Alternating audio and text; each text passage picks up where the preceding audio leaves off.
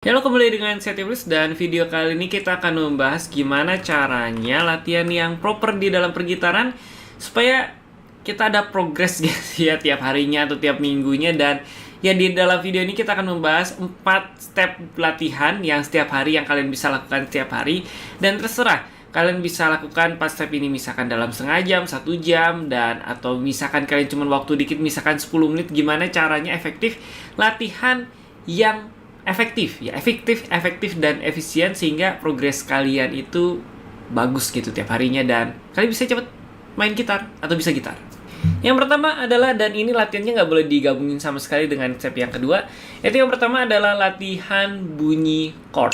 Nah, latihan bunyi chord ini kalian bisa latih kurang lebih mungkin waktunya, misalnya kalian ada waktu 10 menit ya, mungkin di 25% sampai 30% waktu kalian itu kalian latihan buat membunyikan chord.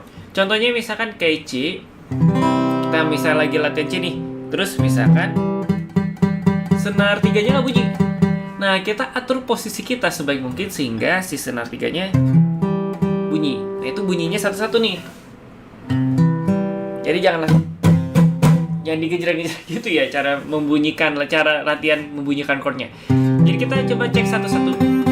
Nah, misalnya ini senar 2-nya masih kurang nih. Nah, kita coba, apa yang salah? Kita coba atur posisi jari kita atau atur posisi tangan kita. Nah, misalnya ini salah satu dikehalang, nah dibenerin lagi. Nah, jadi semua chord kita bisa latih seperti itu. Jadi yang pertama, latihan bunyi chord dulu yang benernya ya. Jadi jangan disatuin dengan step yang kedua. Latihan selanjutnya ketika sudah melatih bunyi chord ya, itu adalah latihan perpindahan chord. Misalnya kalian lagi latih nih chord B minor, chord gantung pertama yang gampang banget, dan kalian pingin latih tuh perpindahan ke B minornya. Nah, kalian latih dulu yang pertama, membunyikan chord dulu yang benar. Nah, bunyi chordnya benar dulu nih. Jangan kalian misalkan udah tahu bentuknya nih. Udah tahu bentuknya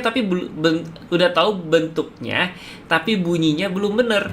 Terus kalian paksa buat kalian perpindahan chord.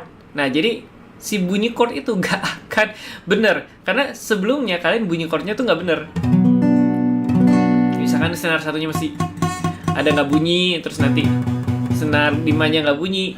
Kenapa saya sarankan yang latihan pertama dulu? Karena ketika ya banyak murid online atau offline saya yang dia udah itu belajar otodidak, pada saat dia masuk ke langsung belajar perpindahan chord, dia pasti mengeluh, bunyi chord saya kok nggak bunyi ya? Nggak. Pada saat saya mau pindah misalnya dari D ke B minor, kok nggak bunyi-bunyi? Dan itu dibiarkan sampai mungkin ada setahun, 2 tahun, dan ya jadinya begitu terus dia. Jadi si bunyi chordnya tuh nggak bunyi-bunyi gitu, nggak bunyinya benar. Nah, jadi untuk kita memaksimalkan bunyi chord kita, jadi kita harus yang pertama dulu latihan bunyi chordnya benar, baru yang kedua adalah latihan perpindahan chordnya. Nah, kenapa saya bilang jangan disatuin? Karena ketika kita fokus ke latihan perpindahan chord, itu kita fokus untuk kecepatan pergerakan jari kita, bukan lagi benar dan salahnya. Ya, mungkin masih benar ada dan salahnya, cuman yang paling penting adalah cepat pindahnya. Jadi misalkan dari D ke B minor. Nah, ini misalnya saya nggak bunyi nih. Nah, kenapa kita nggak bunyi padahal sebelumnya kita latihan bunyi chordnya udah bunyi? Karena pada saat kita pindah chord, posisinya nggak tepat nih mungkin. Atau misalkan kurang cepat. Jadi misalkan kita bunyiin 2 kali, kurang cepat nih. Nah, tapi pada saat masuk genjrengan keempat, kita bunyi. Atau misalkan kita nih 2 kali, udah benar, tapi ada yang mendem. Nah, berarti posisi tangan kiri kita itu kurang benar. Nah, jadi saya selalu ngomong ke murid-murid online saya dan juga mungkin ke kalian dan ya semuanya yang ditanya live streaming juga. Kalau misalkan kita latihan perpindahan chord gantung atau misalkan ke chord manapun, itu jangan disatuin dengan tadi latihan bunyi chord dan harus cepat. Jadi paksain aja si tangan kanannya buat pindah chord. Jadi contohnya misalkan kayak ini. Nah, dipaksain aja buat bunyi. Dipaksain buat pindahnya cepat, bukan bunyi ya. Nah, jadi latihan yang paling benar adalah latihan pakai metronom. Kita bisa coba set si metronomnya supaya ada acuannya. Dan yang paling penting juga, kalian latihnya dengan tempo yang pelan dulu. Jadi jangan langsung main cepet-cepet nih, gara-gara pengen cepet bisa langsung cepet-cepet, jangan.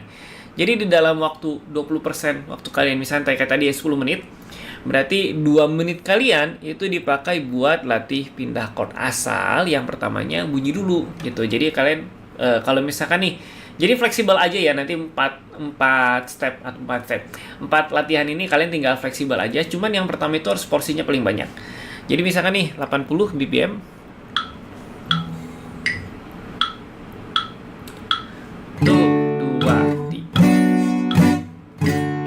Oh, masih kecepatan nih, masih ngaco. Nah, kita tinggal pelanin aja misalkan ke 50.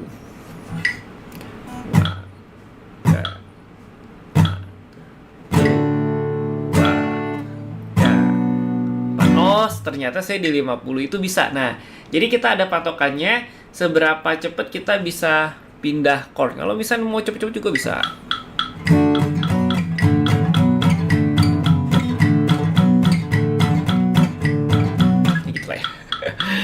Nah, jadi kita coba latih perpindahan chord itu secepat mungkin, ya nggak harus sampai secepat tadi juga, karena ya jarang juga lagu untuk perpindahan chord secepat itu. Jadi ya mungkin di 20% ya, kalau misalnya kita taruh 10 menit kita, itu di 2 menit itu bisa untuk latih perpindahan chord. Nah, tipsnya juga adalah latih, misalkan kalian mau pindah ke B minor nih, latihan pindah ke chord B minor. Nah, coba latih dengan variasi chord, dengan progresi chord yang nggak cuman itu aja. Misalkan dari D ke B minor, terus kalian latih lagi D, B minor, coba lagi dari G, B minor, atau dari E minor, B minor, gitu. Nah, kalau misalnya saya ngajar online, saya selalu kasih progresi chord itu yang variasi, gitu. Nggak cuma satu chord doang pindah-pindah, begitu. Nah, menu latihan yang ketiga yang kalian bisa latih, dan ini mungkin bisa di 15% kali ya, 15% atau 10% dari waktu latihan kalian untuk bisa latihan ini, yaitu latihan genjrengan atau pola petikan baru, pola genjrengan baru. Misalnya nggak gini-gini doang gitu ya. Nah, itu untuk kalian tahu misalkan genjrengan lagunya apa, misalnya lagu terbaru nih lagi dari siapa, itu ada di video member beta saya, dan juga ada di video yang lain juga. Nah, pokoknya fokusnya ada di video member beta sih ya. Di situ udah saya jelasin lengkap banget. Nah, kalian bisa latih, entah kalian dengar dari lagu, atau misalkan kalian pakai genjrengan yang kalian sudah pernah juga nggak apa-apa, untuk melatih perpindahan chord yang di poin 2 gitu. Jadi poin 3 ini, di latihan ketiga ini nggak harus genjrengan baru, nggak harus petikan baru. Ya, intinya memaksimalkan perpindahan chord kita. Nah, jadi kalau misalnya yang tadi, kalau misalnya kalian mau ketemu pola genjrengan atau pola petikan baru, dengar dari musiknya, kita dengar dari beat musiknya, dengar dari ada pola gitar juga, ada beberapa musik yang dia itu gitarnya sangat-sangat dominan. Nah, kalian bisa dengar dari sana, contek-contek, nah lalu praktekin ke pergitaran kalian. Misalkan kalian contek aja misalnya kayak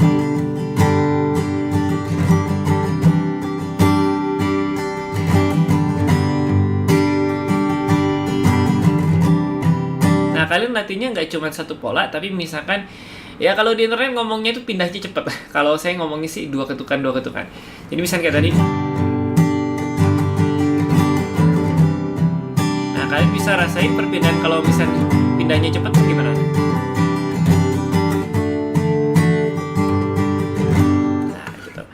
Jadi ya, untuk yang di latihan ketiga ini nggak terlalu makan banyak waktu, karena tinggal penyesuaian aja. Apalagi kalau misalnya kalian sudah bisa genjrengan variasi beberapa atau petikan beberapa, misalkan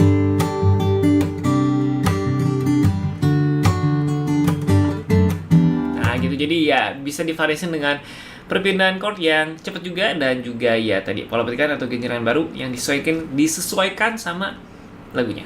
Yang terakhir ini yang saya selalu lakukan ya ketika saya ngajar online, itu udah bisa nih chord baru, terus misalkan perpindahannya, terus kalau misalkan progresi chordnya dengan genjrengan variasi atau petikan variasi. Lalu biasanya saya di akhir sesi ngajar online saya, itu saya mengaplikasikan ke lagu. Jadi latihan bareng dengan lagu yang disuka. Nah, ini yang penting, lagu yang disuka. Karena ketika lagu yang sering didengar atau enggak, suka sama sering didengar ya sama aja. Nah, jadi kalau misalkan kita dengan lagu yang suka didengar atau sering didengar, kita bisa bayangin gitu. Oh, perpindahan chordnya tuh di sini, atau misalkan si gitarnya tuh gejrengannya udah enaknya segini gitu. Dan saya sarankan dengan lagu yang temponya pelan dulu. Jadi jangan langsung yang ngebut-ngebut gitu ya.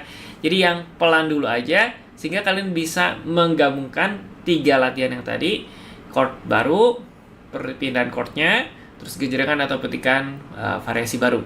Nah, ke lagu gitu. Jadi finalnya itu kalian diaplikasiin semuanya ke lagu. Dan ini bisa memakan waktu mungkin 25% sampai 30% waktu kalian.